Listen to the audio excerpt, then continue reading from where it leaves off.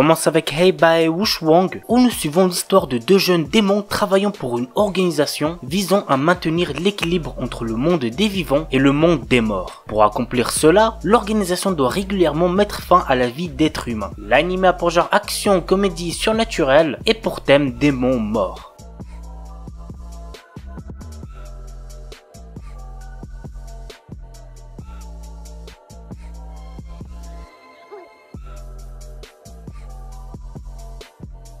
Owari no Seraph. Alors je me suis rendu compte récemment que je n'avais encore jamais présenté Owari no Seraph alors que c'est un superbe animé que j'ai kiffé, donc c'est parti pour la présentation. Un étrange virus est sur Terre et a tué tous les êtres humains infectés âgés de plus de 13 ans. Par la même occasion, les vampires ont envahi le monde et asservi l'humanité. Hyakua Yushiro, qui, vous l'aurez deviné notre héros, est un jeune garçon qui vit avec le reste des enfants de son orphelinat. Ils sont néanmoins traités comme du bétail par les vampires. Malgré sa captivité, Yushiro a de grandes ambitions. En effet, il rêve d'anéantir tous les vampires présents sur Terre. L'anime a pour genre action, drame, fantastique, shonen, surnaturel et pour thème démons, famille, post-apocalyptique, vampires.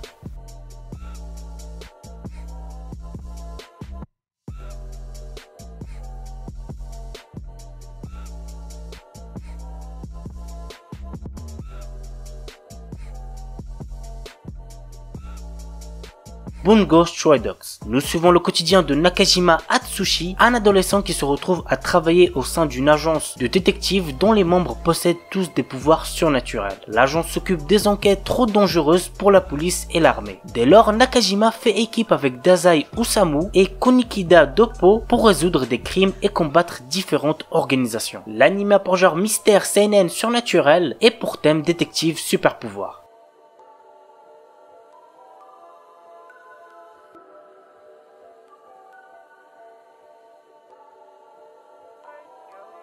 Mob Psycho 100. Shigeo Kageyama, surnommé Mob, est un lycéen de tout ce qu'il y a de plus ordinaire. Pourtant, il possède de puissants pouvoirs psychiques, mais il préfère rester discret afin d'avoir une vie la plus normale possible. De plus, il comprend en grandissant que ce pouvoir peut être dangereux et qu'il augmente en même temps que sa charge émotionnelle. La saison 1, j'ai kiffé. La saison 2, j'ai encore plus kiffé. Franchement, si vous n'avez toujours pas vu cet animé, go la famille. L'anime a pour genre action, comédie, romance, school life surnaturel et pour thème combat, école, super pouvoir.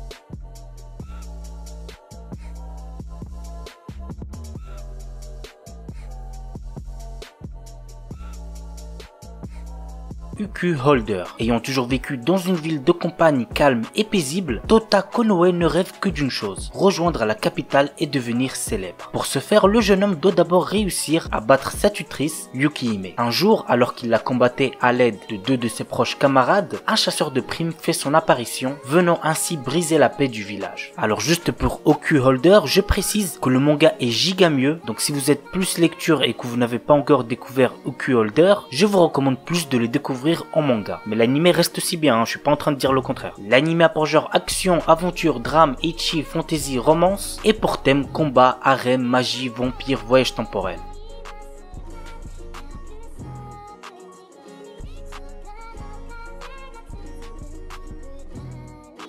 Terraform Mars. 21e siècle, la population mondiale en constante augmentation épuise les ressources terriennes et pousse l'humanité à se tourner vers la colonisation de l'espace. Les scientifiques sont chargés de trouver un moyen de terraformer la planète Mars afin que l'humanité puisse s'y installer. Pour ce faire, ils décident d'y faire proliférer l'unique forme de vie capable d'endurer son environnement et de la rendre habitable, le cafard. 500 ans plus tard, les premiers colons sont envoyés en mission sur la planète. À leur arrivée, ils sont attaqués par d'immenses cafards humanoïdes mutants dotés d'une force physique hors du commun, les Terraform Mars. L'anime, personnellement, je lui mets une note de 6 sur 10, mais quant au manga, je lui mets un 8 sur 10 car dans le manga, on apprend un petit peu plus de choses et on comprend beaucoup mieux l'histoire, donc je vous recommande plus le manga. Mais pour ceux qui préfèrent regarder, vous inquiétez pas, l'anime reste quand même assez sympa. L'anime a pour genre seinen, action, drame, science-fiction, horreur et compte un total de 13 épisodes.